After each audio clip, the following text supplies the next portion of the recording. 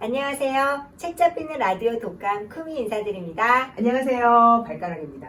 저희는 역시 텍스트의 포도밭 이반 일리치가 쓴 이 책으로 다시 돌아왔습니다. 다시 네, 네. 전반전에 이은 후반전이라고 보시면 되겠어요. 전반전에 저희가 드린 얘기 잘 기억나시나요?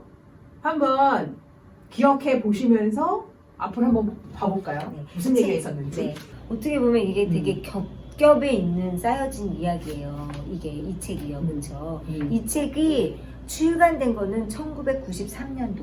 이 책이 출간된 건 1993년도니까 월류가 되는 책은 1100 몇 년이죠? 1128년에 쓴 디다스 칼리콘이라는 책이고, 성 비토르 후고가 쓴 이 디다스 칼리콘이라는 책이 이제 모태가 돼서 이 디다스 칼리콘이라는 책을 우리한테 소개시켜주는 책이 바로 텍스트의 포도밭이라는 책인 거죠. 근데 이 디다스 칼리콘이라는 책은 무슨 뜻이냐? 읽는 방법. 그러니까 그 당시에 그 수도사들을 교육하는 교육자인 후고가 너희들 이렇게 읽고 지혜를 가야 돼, 지혜를 얻어야 돼 하면서 이제 얘기하는 이제 교사가 쓴 책인 거죠. 근데 후반전에 이렇게 들어오면서 책을 또 후반전까지 해야 돼? 이런 생각하실 수 있죠. 하지만 인간은 계속 성숙합니다. 그래서 오늘도 또 성숙하기 위해서 저희가 후반전을 준비했다는 생각을 하고 있습니다. 저는 이렇게 아껴서 반반씩 읽으니까 또 사유할 수 있는 시간이 있고 또 천천히 읽으니까 또 좋은 면도 있는 것 같아요. 인생 길어요. 짧게 네. 후딱후딱 하지 마시고 천천히. 네. 왜냐하면 저희가 오늘 읽은 책에 그 이반 일리치가 뒷부분에 이런 얘기를 했습니다. 책을 읽을 때 관광객이 되지 말아라. 네. 순례자처럼 읽어라. 그냥 막 이게 여기 유명하대, 여기 좋대 이렇게 막 이런 식으로. 에펠탑 한 장, 개선문 한 장. 요즘 애들 천장 찍던데. 자, 이동. 이렇게 네. 하지 말고 에펠탑을 느끼면서 거기서 에펠탑을 뭐 역사적으로 어쩌다 저쩌다 얘기를 하는 게 아니라 나의 생각을 정리 한번 하고 정리하면서 또 개선문에 가서 정리 한번 하고 이거를 연결해서 나의 파리 생활을 기억하면서 이런 걸 하라는 얘기죠. 네, 너무 좋네요. 네. 그러면 저희 후반전에서 읽을 챕터는 넷 챕터 4, 5, 6, 7 이렇게 이렇게 돼 있죠. 그래서 제목을 좀 알려주세요. 넷은 라티노 렉티오입니다. 그러니까 스타디에란 뜻이고요. 네. 다섯은 학자의 읽기, 그리고 여섯은 말의 기록에서 생각의 기록으로, 일곱은 책에서 텍스트로 이렇게 챕터 이름이 되어 있어요. 그래서 저희가 한 챕터씩 좀 중심이 되는 내용을 얘기를 해보죠. 네. 그래서 라티노 렉티오의 챕터에서는 그 107페이지에 라틴어가 그동안 그렇게 많이 쓰였음에도 불구하고 어떤 그 표현물자로서 뜻을 전달하는 거는 진짜 하지 않았다. 거의 1500년 동안은 전혀 그렇게 하지 않았다. 그런데 이제 이반 일리치가 깜짝 놀란 게 그런 능력이 있었음에도 불구하고 하지 않았다라는 거죠. 그래서 알파벳이 표현문자잖아요. 그런데도 그것을 말로 기록하지 않아서 진짜 그 라틴어에만 종사하도록 했다는 게 너무 놀라웠고 12세기에 그게 이제 깨진다라는 게 역사 얘기가 쭉 풀리죠. 네. 사실 저희가 그 역사를 배울 때 15세기에 대한 얘기 굉장히 많이 해요. 일반인이 성경을 글씨로 읽을 수 있었다. 구텐베르크 혁명이라고. 그렇죠. 네, 책이 만들어지고 그거를 이제 금속 활자로 만들면서 대중서가 됐다. 이런 얘기. 거기서부터 우리 역사는 달라졌다. 이렇게 얘기를 하는데 이반 일리치는 그렇지 않았어요. 12세기가 시작이다. 왜냐면 이제 12세기의 수사의 일기에서 필사에서 말이 글이 되면서, 그리고 말이 글이 되면서 여러 가지 형식이 생기잖아요. 뭐 A, B, C. ABC. 이렇게 나눠지는 거죠. 목차가 생기고 거기에 이제 사파가 들어가고 이런 구성이 생기면서 완전 이 지각의 형식이 달라졌다. 그때부터 이제 학자식 읽기로 넘어갔다. 그래서 지혜를 구하는 수사식 읽기에서 지식을 탐하는 학자식 읽기로 들어왔다. 그러니까 저희 나라를 비견하자면 그 한자는 따로 있고 우리가 말하는 건 한글이었어요. 근데 이제 한글이라는 글씨가 생기면서 언문이라고 학대를 받았지만 그 당시에는 지금 우리의 생각의 틀을 넓히는 데는 아주 큰 혁명적인 일이었죠. 그렇죠.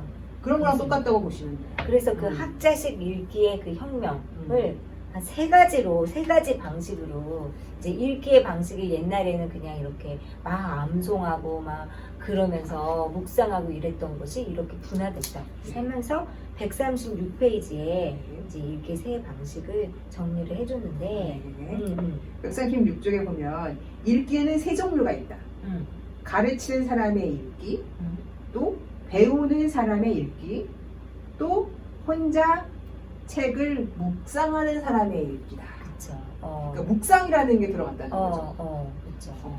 그 옛날에는 소리 내지 않고 읽는 거가 없었어.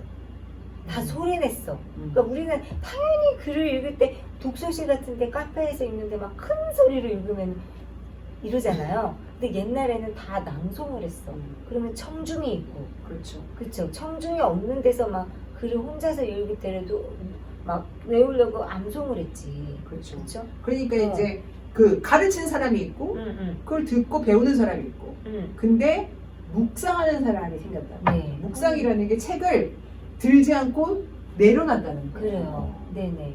그래서 이제 세 번째, 좀 가르치는 사람의 읽기는 이제 성경책을 크게 암송하는 사람, 그걸 듣는 신자. 그리고 세 번째, 혼자 묵상하는 지식인, 학자품에 공부하는 사람이 생기기 시작했다는 겁니다. 신진사례부가 생긴 거예요. 그렇죠. 그러네요. 제가 자꾸 우리나라 역사 얘기를 하네요. 왜냐하면 그렇죠. 제가 이 책을 뒷부분을 읽으면서 뒷부분에 이 말의 글에 역사 얘기가 되게 많이 나와요. 라틴어에서 이런 알파벳이 생기고 표현 문자. 책이라는 게 생기고 종이가 중국에서 수입이 되고 그 전에 양피지로 쓰고 막 이런 얘기 역사에 대한 얘기를 듣다 보니까 역사에 대한 생각을 많이 하게 됐어요. 여러분도 역사를 아주 재밌게 읽으시면 현재 우리가 얼마나 감사하게 살고 있는가 그쵸. 또 생각하게 됩니다. 그래서 옛날에도 이렇게 묵상하는 게 있었는데 그때는 다시 읽는 묵상이 있었죠. 근데 이제 새로운 걸 읽는, 조용히 읽는 거는 12세기에 처음 생겨났다는 겁니다. 네. 그리고 이제 다음 챕터로 넘어가 보면 말의 기록에서 생각의 기록으로라는 챕터거든요. 그래서 이제 책이 어떻게 쓰여졌는지에 대한 얘기가 나오면서 어떤 책을 쓰는 사람에 대한 그레이드, 어떤 유목화가 나오는 장면이 나오죠. 네.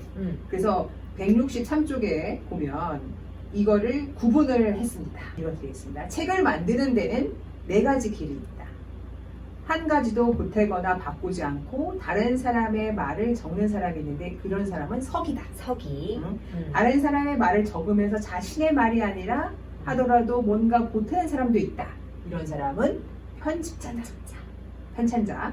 그리고 다른 사람의 말과 자신의 말을 모두 적는 사람이 있는데 이 경우에는 다른 사람의 자료가 지배적이며 그 사람의 말을 설명하기 위한 부록처럼 덧붙인다.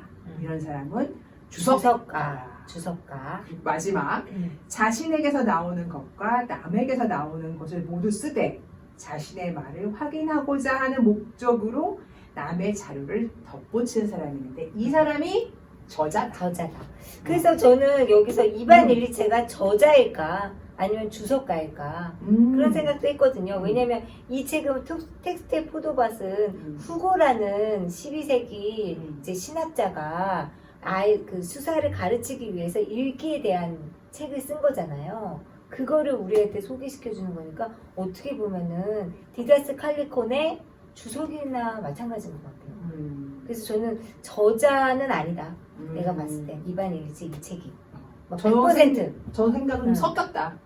섞였죠. 왜냐하면 디다스 칼리콘을 얘기를 하지만 이런 식으로 자기 알파벳이 얼마나 지금 우리에게 다가왔는가 그 다음에 생각은 어떻게 발전을 했는가에 대한 얘기를 언급을 좀 했어요. 하지만 이제 번역하시는 분이 그 주장하는 글을 조금 더 밀도감 있게 하셨으면 더 와닿았을 수도 있었지만 의도는 알았어요. 그래서 일단 내가 저자라고 말할 수 있는 책이 별로 없지 않을까. 이 분류법으로 말하면. 왜냐면 모든 철학이 플라톤에 대한 주석이라고 말하잖아요. 맞아. 그쵸? 그런 면에서 보면 또 그러네요. 그런 면에서 보면은 그 이반 일리치의 텍스트의 포도밭은 후고가 쓴 디다스 칼리콘의 주석서다. 저는 그렇게 좀 이해가 되더라고요.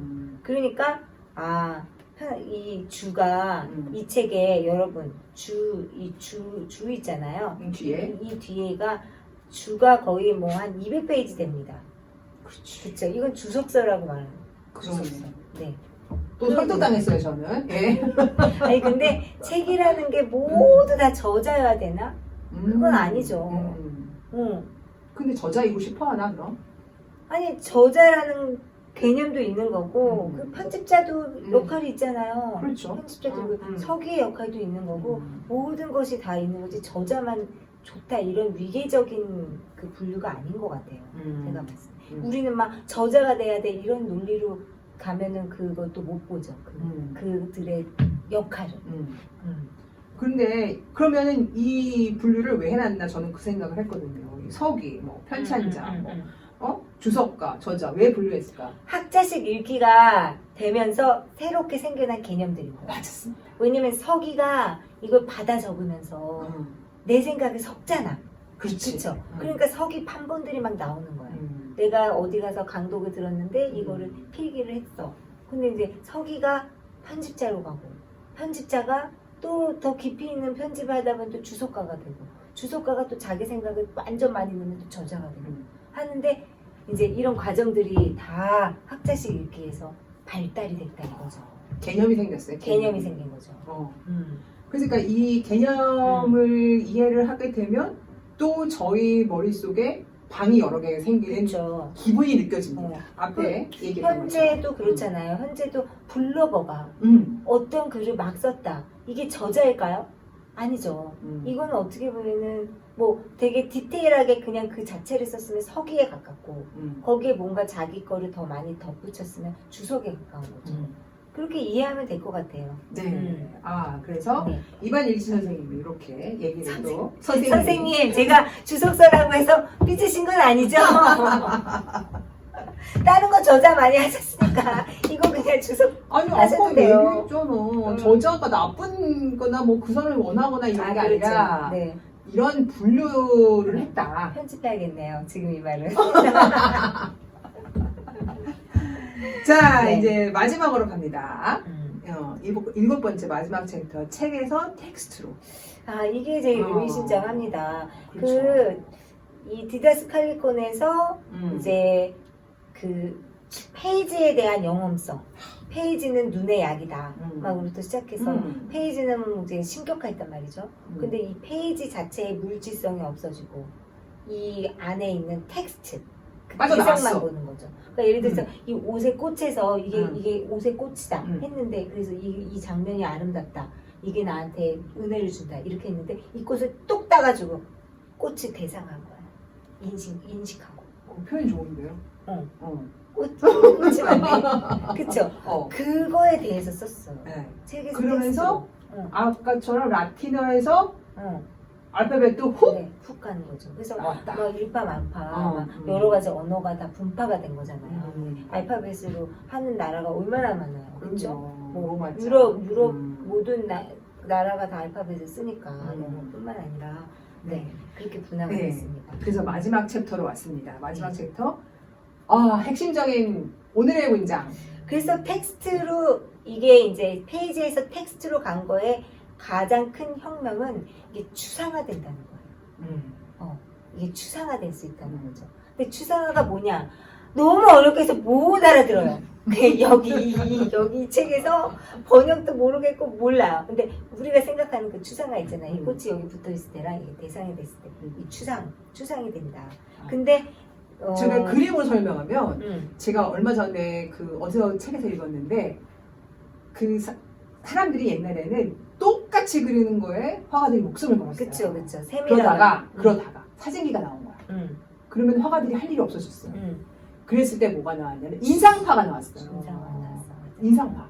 만의 해돋이 그림이 딱 나오면서 사람들이 처음에 깜짝 놀랐대요. 뭘 그린 거야?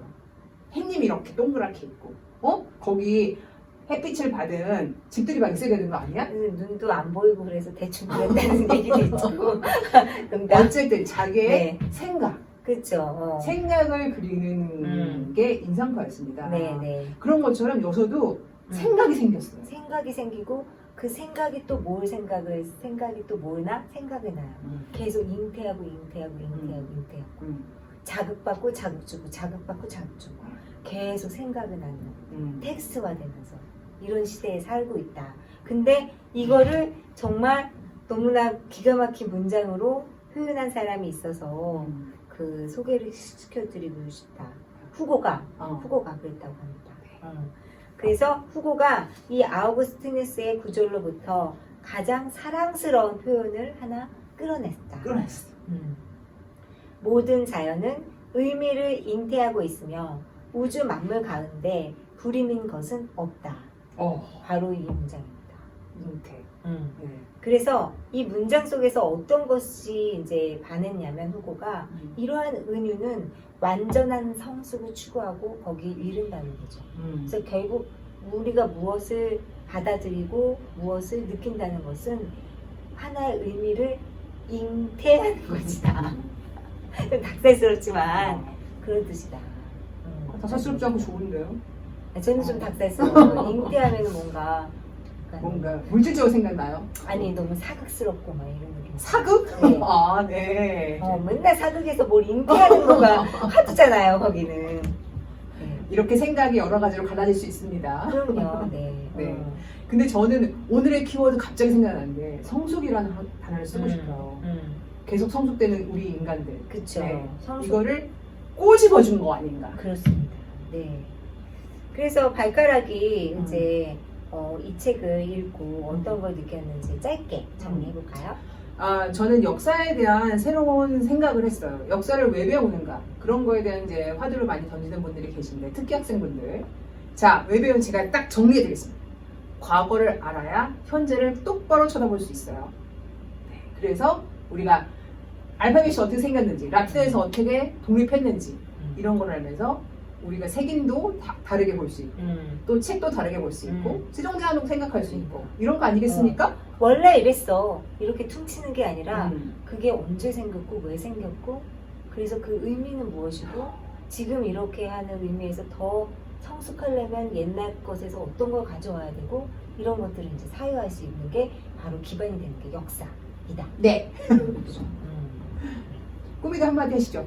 저는 이제 스웨덴 독서법으로 저희가 이걸 읽었잖아요. 거기에 대한 느낌을 말하자면 스웨덴 독서법으로 이걸 읽으니까 이 책과 조금 더 친밀해지고 그리고 이 책에 대해서 내가 한 번 더 읽었다. 왜냐면 초벌로 한 번 읽고 또 발가락이랑 같이 얘기도 나누고 여기에 공을 들였기 때문에 그 다음에 읽을 때 뭔가 지위가 격상된 느낌? 그러니까 내가 나 이거 모르는데 따라가야 되는데 이런 약간 조급함이 아니라 몰라도 돼. 나 이거 관심 없었잖아 원래.